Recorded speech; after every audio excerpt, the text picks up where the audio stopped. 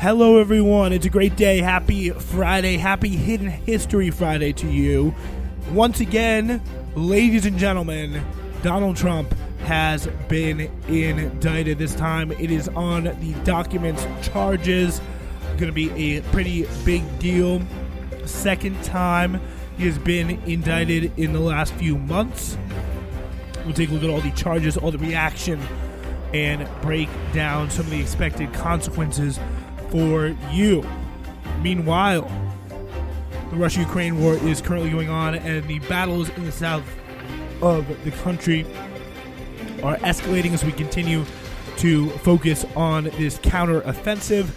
It's going to be a pretty big deal to determining the future outcome of the war for sure.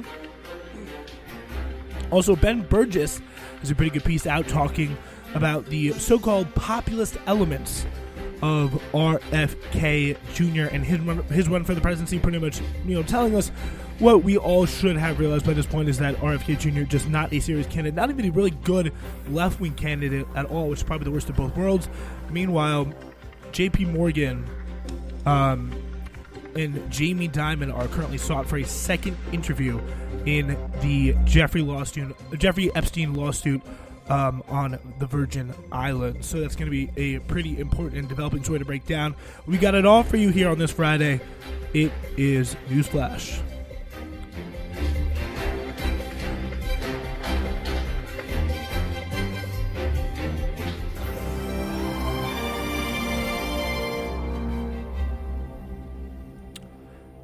It is the top of the show, and we are getting right into it with some of the charges here that Donald Trump is facing.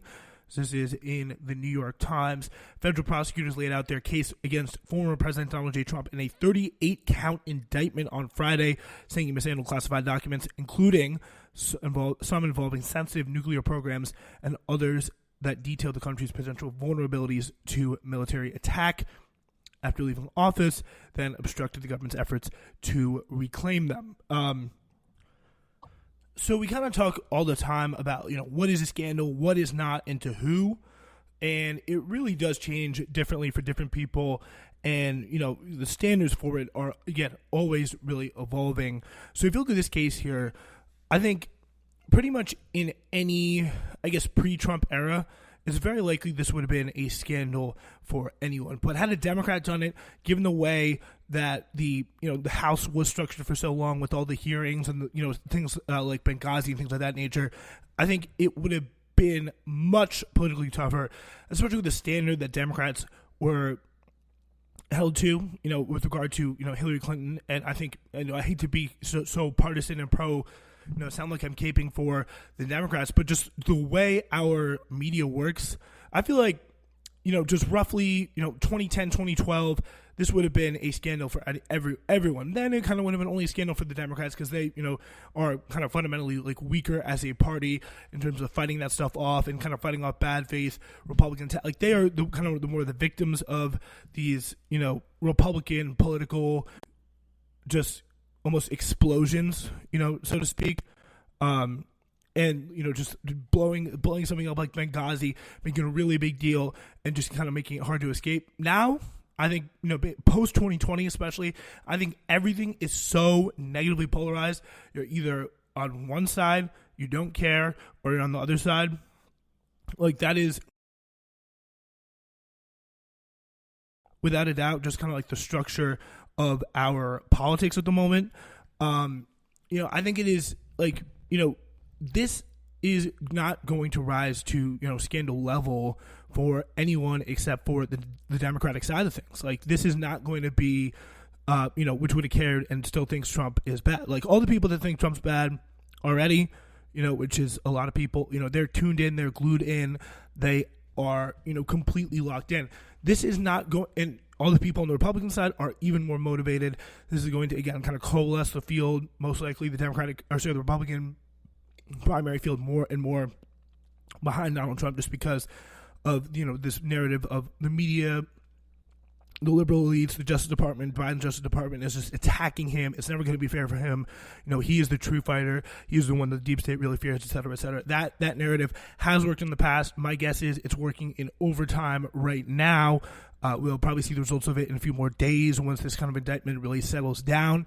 But it does, show that this kind of, I feel like in this era of kind of negative polarization, everything is which side is more angry, which side is more hyped up and pissed off and kind of willing to go to the poll. And this story, this kind of gets us into the story, because this story, I think the first paragraph of this New York Times report, I'll read it again, sums it up very, very well. Federal prosecutors laid out in their case against former President Donald J. Trump in a 38-count indictment on Friday that he mishandled classified documents, including some involving sensitive nuclear programs and others that detailed the country's potential vulnerabilities to military attack after leaving office and obstructed the government's efforts to try and reclaim them. So essentially, military secrets here, he took, and stopped the government from being able to have back. I think that alone, I think if I were the Democrats, kind of strategically, I would be pushing kind of, centrist to mainstream media sources to really ask the question, what was he doing? Why did he not want to give this information back? Was he doing something else more than that, rather than just kind of focusing on the indictment, repeating some of the lines of the prosecutors in the first place? Because this stuff politically, it's just, as I said in the last show, it's just document style business. Like, documents are documents. The American people, frankly, just do not care about documents. If there are documents that contain our military secrets that we're selling to, a hated enemy like Iran or something like that, that could be something that draws people more in. That could be something that gets the people who, 99.9% of the time don't care. That is what's going to get them to care, because it really shows that there's something different about this scandal. There's something separate about how bad things are now. Like, there's something, because no president has ever come close to really selling state secrets for who knows what.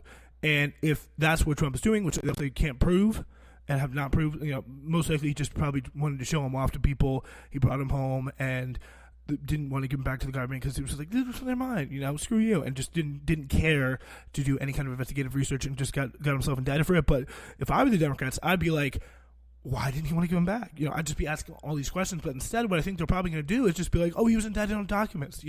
He's hiding classified documents. That only worked with Hillary, and I don't think it's going to work again. Because I think they captured that kind of image, and it really, at the end of the day, it was kind of a negative polarization story. But the way it worked, the way it helped, because as in only really Republicans cared and knew the specifics of the details of the email story. But in the end, what it did is fed into a broader image of her being just completely corrupt and as corrupt as Donald Trump. Donald Trump's image is set in stone. The people who know him, everyone knows him. People like him or they don't like him. It's very, very hard to change at this point, 8 years in. But what I think could be very, very interesting is how it is kind of responded to by the Democrats. Like, what tact will they try to take? We'll get into it, because again, look at Joe Biden. Classified documents were found in his house. This will serve as the perfect counter and make this particular indictment essentially politically useless, other than to bolster Trump's support within the Republican Party, because people are pissed off about his treatment. So that is what is going to happen, almost assuredly, because they're going to bring up the Hunter Biden, the Joe Biden, the stuff like that, to kind of counter this quote unquote bad press.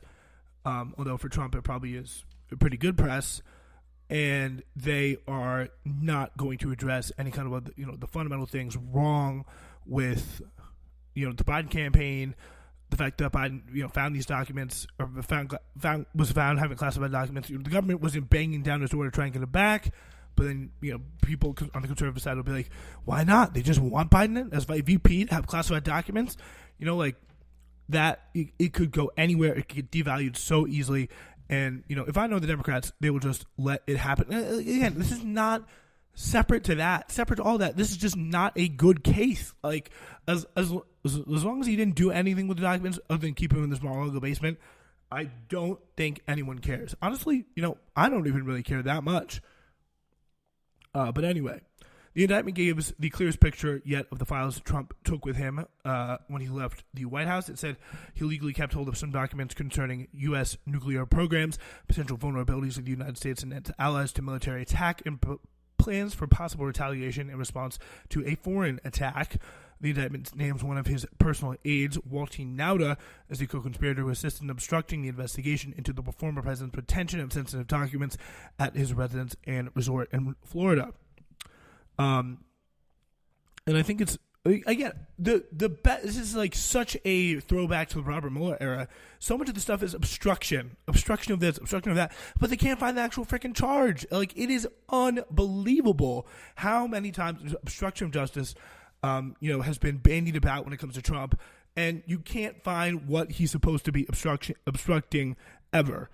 That has to be a bit of a drawback. That has to make you in some way want to reassess the strategy, reassess the tack you're taking, because either you're missing something, you're kind of missing the justice being the actual problem. What's being the thing being obstructed, or you're kind of going after someone where they on kind of an unwarranted basis. I think honestly, it has been a bit of both. It has been really a pretty remarkable situation here as prosecutors presented evidence Trump shared a highly sensitive plan of attack against Iran.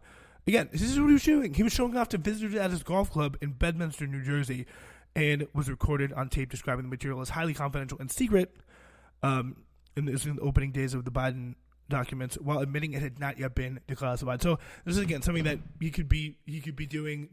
Hypothetically, someone at the Bedminster Golf Club could be an Iranian spy. I wouldn't be surprised if there are not spies in that place from at least China getting their act together. But that, unless he made a deal with them, unless he made a deal with Saudi Arabia to show us some classified info about Iran or something like that, which I'm sure we already do, but I think it will be very, very tough for Americans to really kind of wrap their head around and kind of get mad about this. But it is very, very funny and quite easy to imagine him reading these classified documents out. And again, if any Democrat did this, by the way, all the Republicans out there, this is what also kind of, I'm going to get my kind of partisan limb mode for a second, but if any Democrat did this, the Republicans would literally be freaking out. Like, if Hillary Clinton read Iran's attack, the plan of attack against Iran to people at a Clinton Foundation gala, Alex Jones would literally rant so hard his eyes would fall out. He would be uncontrollable. Sean Hannity would have to be taken off the air after the first 10 minutes. He would not be able to sustain. But again, with Trump doing this, it's kind of partially lessened because he is Trump to a certain degree, and it's not the era that it once was. For example, honestly, I think if someone Lindsey Graham or Ted Cruz did that, or a pre-Trump Republican style politician, that would be a huge deal too. The Democrats would capitalize, but they would just capitalize worse off of that because they are a less effective kind of political party that is less effective at really, bludgeoning their opponents. But with that being said, Trump is indicted. I don't specifically know. He's expected to appear in federal court in Miami on Tuesday afternoon. Judge Aileen Cannon is scheduled to preside over the initial hearing. It is not clear whether Judge Cannon, who criticized by a higher court for handling Trump a series of unusually favorable rulings during the early stage of the investigation, would remain assigned for the entirety of the case. The indictment is the first time former president faced federal charges. And the last ones, again, were from Alvin Bragg in New York. Given Trump's status as not only as a one-time commander-in-chief, but also as the current frontrunner for the 2024 Republican presidential nomination to face President Biden, whose administration will now be seeking to convict his potential rival on multiple felonies, which is really quite remarkable, and is going to be brought up as kind of a hand-wringing norms type thing, which will be interesting as well. But, what is the kind of possible jail time, possible punishment, or anything like that And look at this, like, for example, Doug Burgum, who was trying to be a different kind of Republican, essentially 1990s style Reagan Republican, said, Republican, so he even said Biden had documents, and he's saying we're hearing from voters. It's not about one, it's about both. It's really, really remarkable here. So we're seeing Trump may eclipse his Republican rivals as they are campaigning currently in South Carolina. How about 100%? But anyway, let's listen to Jack Smith here, talking a little bit briefly about the situation in regards to the indictment. Crimes charged. This indictment was voted by a grand jury of citizens in the Southern District of Florida, and I invite everyone to read it in full to understand the scope and the gravity of the crimes charged. The men and women of the United States intelligence community and our armed forces dedicate their lives to protecting our nation. All right, so I'm sorry, I literally just got bored and saw something else I wanted to kind of get with. So just wanted to tell you guys about, so essentially just how an indictment works here. So the exact charges against Trump are under seal. Trump is expected to surrender himself to authorities in Miami on Tuesday, according to a person close to Truth, the person close to him and his own post on Truth Social. At that point, the indictment will be unsealed. The trial is not guaranteed and may not be scheduled for several months, as both sides are likely to argue with the merits of the case. And if a trial can even be warranted. So that'll be interesting to kind of keep very close eye on. Anyway, we move on to our next story. Quick little update on Russia and Ukraine here at the moment. So they are presenting divergent accounts of fighting in the Zaporizhzhia region, where analysts warn that Kyiv faces a difficult battle against Moscow's entrenched forces. So this is a quick little update here from the New York Times. Ukraine and Russia locked in a pretty fierce battle. By evening, Ukrainian military did not claim any breakthroughs after a day of escalating attacks in the southeastern Zaporizhzhia region, where military analysts are warning that Ukraine will face some of the heaviest losses it is going to face as it tries to break through fortified Russian defenses. Presidents Volodymyr Zelensky of Ukraine and Vladimir Putin of Russia presented divergent narratives of the escalating fighting, claiming each that they were kind of gaining the upper hand. Zelensky and Ukrainian forces were achieving step-by-step results, while Putin claimed the courage of Russian soldiers was thwarting Kyiv's push. Essentially, though, it seems Ukraine failed to get past on Zaporizhzhia, but a lot of the other stuff we don't really know. The United States is sending another $2.1 billion of weapons to Ukraine. The package includes munitions for Patriot air defense systems as well as Hawk air defense systems and munitions. So these are going to be kind of shoot down drones here. Part of the unwavering support from Ukraine. So far, $50 billion has been committed, and this is going to be another kind of $2.1 billion package. All this stuff is already voted in for Congress. They're just kind of in Congress's past. And they're just kind of sending it out now for in kind of individual packages when Ukraine needs it the most. Because, $50 billion is a lot to handle all at once, even for Ukraine. So, they're getting more money. U.S. is sending more money over. Ukraine is drone striking, pushing forward, not getting too much out of Zaporizhzhia, but is continuing to grow more emboldened as it continues to push closer to the border and possibly do some actions beyond, which is definitely something we're going to keep a close eye on as well. So that being said, on Ukraine, it's time to go to our next story in just a second. My name is Spencer Walsh. This is the Spencer Walsh Radio Network, and if you're listening to one of our podcasts, whether it's Newsflash, Hidden History, The Spencer Walsh Show, or something else, ladies and gentlemen, we have one simple request of you. Please be sure to rate us subscribe to us if you like us, and leave us a comment, because just like all of you, sometimes we need that feedback in our lives, good or bad. We want to hear what you have to say. So please do those steps. Make SWR content better. And thank you so much for listening. Ladies and gentlemen, thank you so much for joining us here today on this Friday News Flash. We got a good show for you, and hope you are enjoying. 20 minutes in, we're gonna get 10 odd minutes left, but we got a very interesting piece about RFK. Ben Burgess breaking down in the Jacobin magazine, writing, "No elected president has been denied his party's nomination for a second term since Franklin Pierce in 1856. The last time one faced even a serious primary opponent was 1992, when Pat Buchanan challenged George H.W. Bush for the Republican nomination. And the last time it happened on the Democratic side was when Ted Kennedy ran against Jimmy Carter in the 80s. But according to recent polling, 37% of Democrats say Biden should run again, which is just so tantalizingly low. It's just oh my goodness. The fact that there isn't someone to really take charge of this, and a time where it could not be more ripe for something like this to happen. Who do we have but RFK? That's Ted Kennedy's nephew, RFK, has stepped in to fill that niche. He is not the only Democrat running against Biden. Marianne Williamson is in as well, but in pretty much all polls, Kennedy is well ahead, and it's not too hard to see why he might emerge as Biden's most prominent challenger. On one hand, it's a pretty big hand. He comes from the lineage of the Kennedys, Democratic royalty. On the other hand, he's an edgy, anti-establishment, quote-unquote, populist.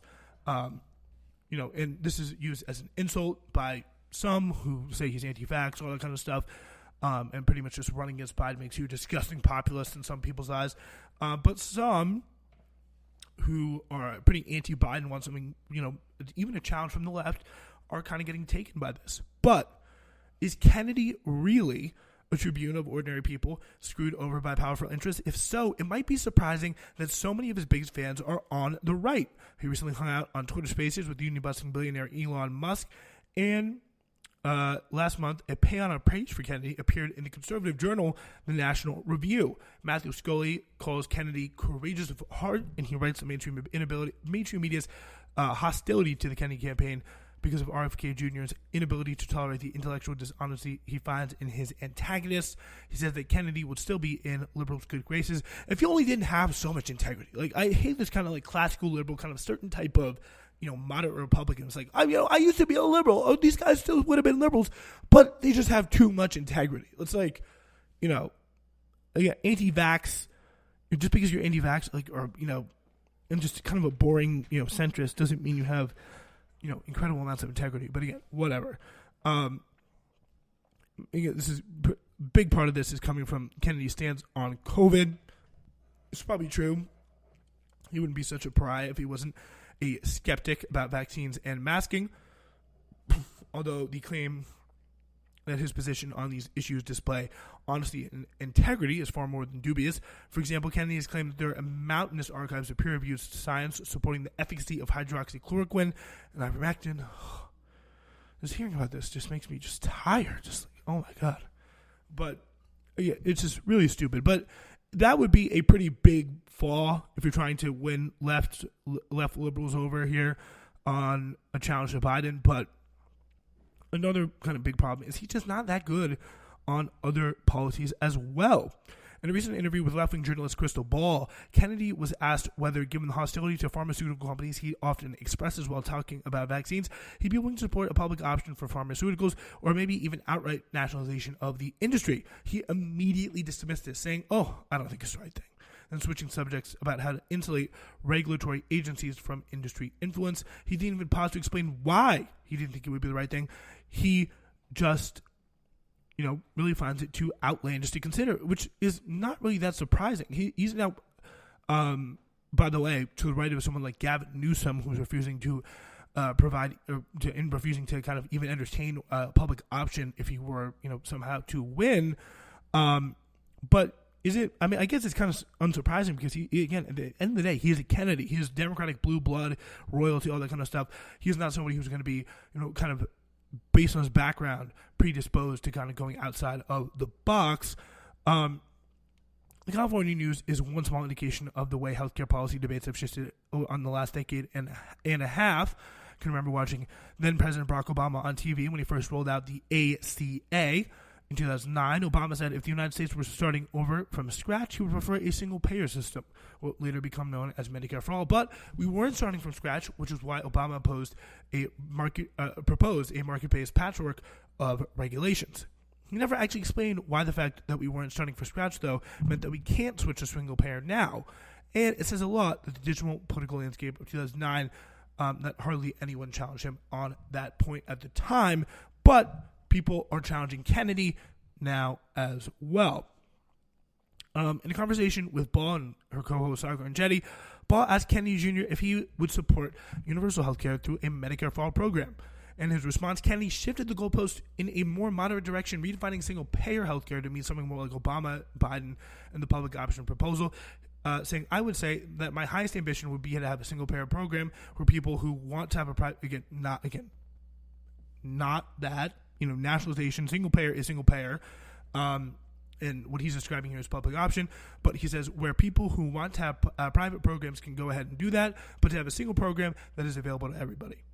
Or at least that is what he would support if we were designing the system from the beginning, but we aren't, and he's not enacting such a system now because he would, trying to be politically realistic. Like he's trying to, it's like he's almost like he thinks like, oh, I'm almost there, I'm so close. I'm so close to just I'm right across the line. All I need to do maybe just swing to the center a little bit. But he's like, has no shot ever at winning. If you're just an outsider, man, like why not shoot for the fences? Like why not try and limit yourself to quote unquote be more electable? Because like that is just not going to work. And it's just so stupid. But anyway, what about foreign policy? Maybe he has some courage there. RFK, JFK, they're known for their foreign policy courage. He's advocated peace negotiations in Ukraine, but actually doing such unwinding as president would require tremendous courage and resolve, since we would be facing down fierce opposition from the quote-unquote intelligence community and the military-industrial complex. But how would, if he wanted to get out of Ukraine, how would Kennedy respond to the pressure from the establishment? We got a significant clue last week when Kennedy made the mistake of praising Roger Waters, who's recently been accused of anti-Semitism due to the rock star's advocacy on behalf of Palestinians living under Israeli occupation. Whatever legitimate criticisms can be made of Waters, this one is a pretty cheap smear. Because it's not like to say, again, some of his Ukraine takes were a little bit ridiculous, but that was what Kennedy, I think, was praising. But Kennedy responded to anger about his praise by essentially doing the full ADL, saying, oh, I'm so sorry. He brought out, his pictures with his rabbi and said, it's all going to be good because, I see how it's wrong. I didn't know he was anti-Semitic. Kennedy said his dedication to Israeli security is unshakable and unalterable. If Matthew Scully is right that Kennedy has a courageous heart, he has a funny way of showing it. But Scully's probably right that Kennedy's anti-position on vaccine is the main thing keeping him out of mainstream liberals' good graces. As little as I like Kennedy's stance on COVID, the way most coverage of his campaign zeroes in on that issue might be obscuring a more mundane reality.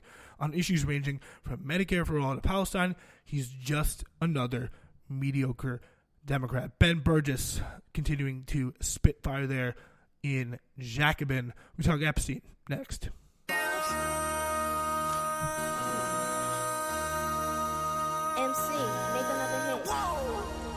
This ain't what you want.